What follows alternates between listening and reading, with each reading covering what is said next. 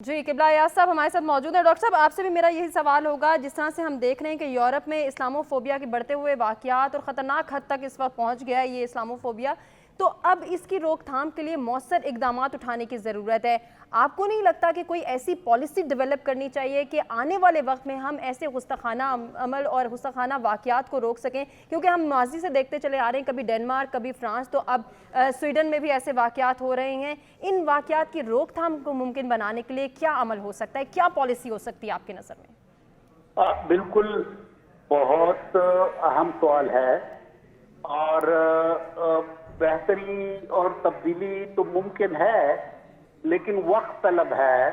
जाहिर है कि ये हफ्ते, 10 दिन, महीने, साल की बात नहीं है। इसके लिए एक लंबी तवीलुल मुद्दत हिकमत अमली तरतीब देना होगी और इसके लिए मुनासिब प्लेटफॉर्म जो है वो इस्लामी ताउन तंजीम है, वो आईसी है कि वो इस किस्म के माहिरीन जो गर्ब शनास हों, ऑक्सीडेंटलिस्ट हों और वो मगरब के अंदर एक लंबी जद्दोजहद करें।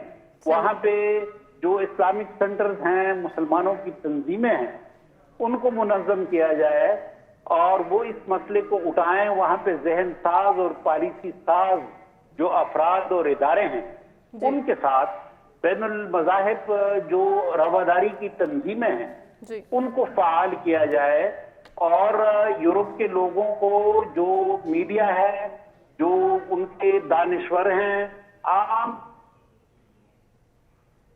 इज़हार राय की आज़ादी का मतलब ये हरगिज नहीं कि लोगों की एक बहुत बड़ी जो जमात है, ग्रुप है, उनकी दिल आज़ारी की जाए।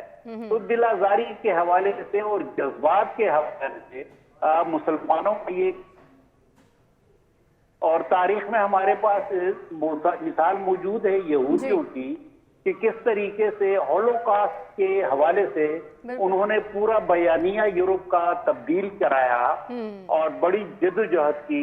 तो ये हमारे लिए एक मिसाल मौजूद है। तो मुमकिन तो है, लेकिन एक मुनज़्ज़म और मरबूत तरीके से काम करना हो। ठीक हो गया सर, आपका पॉइंट आ गया है।